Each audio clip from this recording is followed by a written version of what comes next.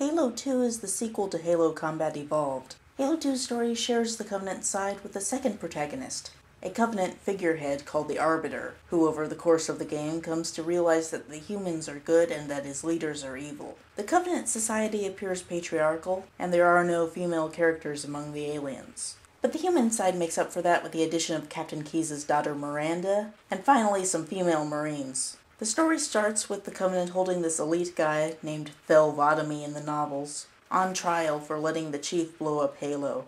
We're introduced to the Covenant leadership, the Prophet of Mercy, the Prophet of Regret, and the real leader, the Prophet of Truth. There's also Tartarus, leader of the brute species, and minion of the Prophets. Thel is declared guilty of heresy and is tortured as a scapegoat. Meanwhile, the Chief is on a space station over Earth, getting new armor, when Sergeant Johnson comes to take the Chief to an award ceremony. So Master Chief and Johnson receive medals for their action on Halo, while Miranda gets a medal for her dead father. She's there, but she's not recognized as being any notable figure in her own right.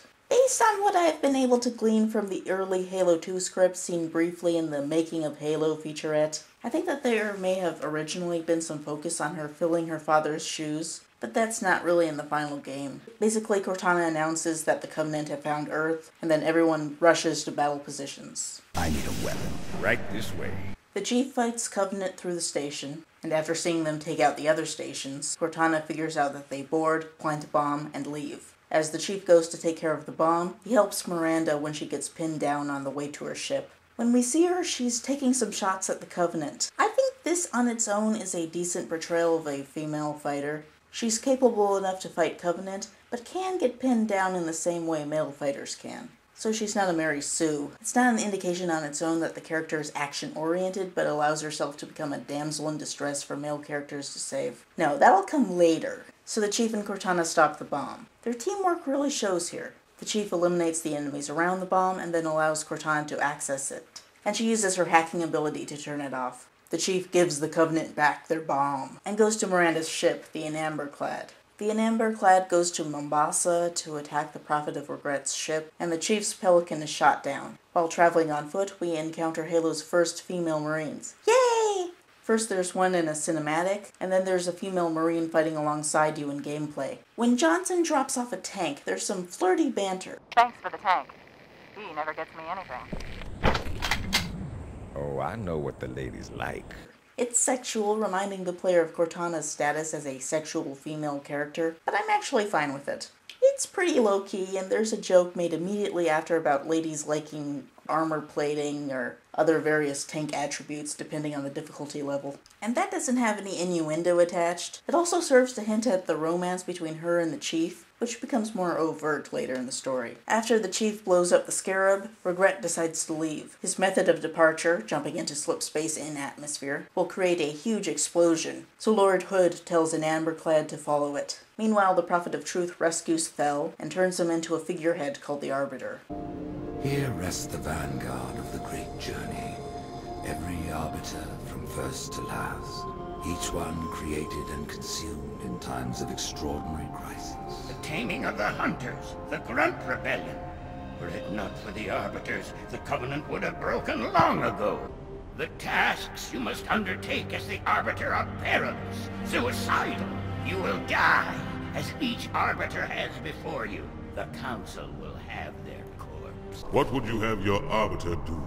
He sends the Arbiter to quell a rebellion. This guy, named Sessa Refumi according to his action figure, preaches that the Covenant is being lied to by the Prophets, and his source is an oracle that turns out to be 343 Guilty Spark. The Arbiter kills Sessa, and Tartarus captures Spark. That is horrible.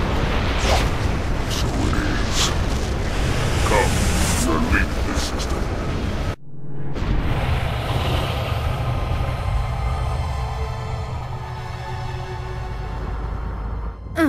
Report! On the other side, they find another Halo, which they dub Delta Halo. Regret wants to activate Halo, which the Prophets say is the secret to the Covenant members becoming gods, so the Chief and Cortana go to stop him. That's the largest Covenant fleet I've ever seen. The largest anyone's ever seen. The Chief kills him, but the Covenant target the location with an energy weapon, and he jumps into the water where he's pulled downward by some tentacles. Around this time, Covenant politics get tense. The Arbiter species, called elites, are competing with the brutes. After the chief kills Regret, Truth decides to replace the Prophet's elite guards with brutes. The other two Prophets seem to have hacked Spark, so Truth knows what is needed to activate Halo. He gives the Arbiter a mission to secure the Index. However, the Amberclad gets to the library first. Unlike the first Halo, the Flood seem to have already been out, so the humans pretty much get overrun. Miranda makes it to the Index, though. Miranda, much in the style of Captain Kirk, takes it upon herself to charge straight into dangerous situations, which one familiar with military protocol might find odd. The Index is floating in the middle of this chasm, so she uses a Flood tentacle tangled up in an Enforcer wreck to lean out over it without really verifying how secure the tentacle is. Johnson has to save her. You know, it's cool that she's this action star of a female character, especially as a counterpart to the Master Chief, but it's kind of negated when she gets herself into trouble and needs to be bailed out by a male character. She doesn't even say thanks. It could have been a playful moment of camaraderie between them comparable to the Chief and Cortana rescuing Jacob Keyes. As it is with her just announcing that the Index is secure, it makes her come off as foolish. Well, the Arbiter shows up and where did she get those? The Arbiter knocks them out, but then Tartarus shows up and takes them away from him. Tartarus reveals that Truth told him to kill the Arbiter, so he knocks him into the chasm, where he's then saved by the tentacles. The tentacles turn out to belong to an ancient Flood leader called the Gravemind. I am a monument to all your sins. Presumably Captain Keyes was going to be made into one of these guys. The Gravemind, being a combination of a lot of different bodies, has no clear gender at this point. It's voiced by a guy, but the voice gets high-pitched at times. Those who built this place knew what they wrought. Do not mistake their intent. And some people interpreted this as meaning that the Gravemind is both male and female. This turned out to be inaccurate. The Gravemind is male and a rape monster like the xenomorph the Flood is ripped off from, but it's unclear at this point, which is interesting. The Gravemind says that because of the threat of Halo, the three of them need to ally to stop Truth, and he convinces the Arbiter with the help of a partially absorbed Regret and Spark's cousin 2401 Penitent Tangent. He teleports them away. The Covenant tensions lead to outright civil war, as the elites and brutes fight against each other. Chief and Cortana arrive in the Prophet's throne room. The Prophets run and hide while the Master Chief fights Covenant on their home turf, and Cortana enters the network. Then an Amberclad comes in and crashes into a tower, and it delivers a bunch of Flood with it, meaning that the Gravemind lied. Shocker. I think that's Scout's honor, and your fingers... What? Not important. Moving on. Truth turns on Mercy and allows the Flood to kill him. Truth then heads for a Forerunner key ship. Where's he going? Earth, to finish what was started. And this time, none of you will be left behind. And Cortana sends the Chief to stop him while she remains in the system. That brute has the Index. And Miranda and Johnson. He can activate the ring. If he does, I'll detonate in Amberclad's reactor just like we did the Autumn's. The blast will destroy this city and the ring. Not a very original plan, but we know it'll work. No, I don't want to chance a remote detonation. I need to stay here. I get a sense of the noble hero staying behind here, as well as the romance element. It's actually quite sweet. So the Chief leaves on the key ship. Good luck. After I'm through with Truth. Don't make a girl a promise. If you know you can't keep it. Meanwhile, the Arbiter fights brutes with his elite friend, Urtazvad. When he hears that Tartarus is heading to the control room nearby, he decides to stop him. His battle leads him to a truce with Johnson, who helps him into the control room. We then see Tartarus trying to get Miranda to insert the Index into the core, which sounds like an innuendo, but isn't. Spark advises him to be gentle because a Reclaimer is needed to activate Halo. Tartarus then threatens them both, and I'm not the only one to hear that as a rape threat. One more word, Oracle, and I'll rip your eye from its socket. Which is nothing compared to what I'll do to you. He's a big, burly gorilla man thing. Many gone wrong thing. And she's a helpless human woman. A while ago, English scientists were under the misconception that gorillas love to rape human women, leading to the weird rape fantasy vibe of King Kong. Western fiction involving gorillas tends to keep that rapist vibe despite it not making any sense with our modern understanding of gorillas. That's a vibe I get from Tartarus here. Fortunately, her knight in shining armor arrives to save the day. Seriously, look at him. That's a knight.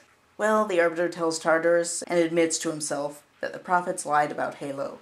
And then Johnson shows up to back him up. Spark states Halo's purpose, but Tartarus goes into denial, forces Miranda's hand to insert the index, which begs the question of why he didn't do that earlier, and prompts the last boss battle of the game. Miranda is quick to interrogate Spark as to how to stop it, and he suggests removing the index, but Johnson says to wait until Tartarus is dead. When the player kills him, Miranda does a pretty cool action stunt that is actually completely successful.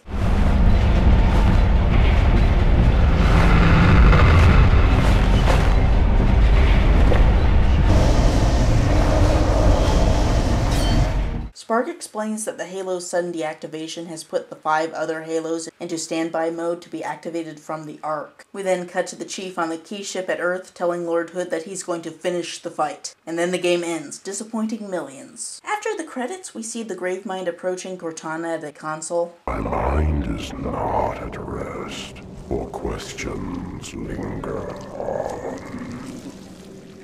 I will ask, and you will answer. All right. Shoot. Given the Gravemind's rape theme, his tentacles reaching out for Cortana have this phallic look to them. Cortana's kind of a helpless victim. Her willingness to answer his questions makes it look like she's gone rampant and is a traitor, but that's just a tease and nothing comes of it. So that's Halo 2. It has some definite improvements over Halo Combat Evolved. The female Marines make for a nice inclusive feeling. Cortana is sexier.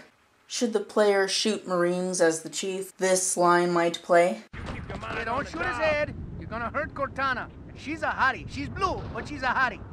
So yeah, Cortana's sexier, but she's also more present as just a general character. And there's this sweet asexual romance developing between her and the Chief. Miranda adds more of a female element to the cast, but she's also a disappointment. She's kind of an action hero, but she's not particularly competent. Half the time she gets in a tricky situation and then has to be rescued by a male character, or 2. Technically, Miranda Keyes saves the world, but as the player plays the Arbiter, it seems like the Arbiter's efforts to take out Tartarus have more weight. Halo 2 does pass the Bechdel test in that Cortana and Miranda discuss Halo and the Covenant and stuff. So Halo 2 is an improvement on Halo Combat Evolved, but it's really 2 steps forward, 1 step back.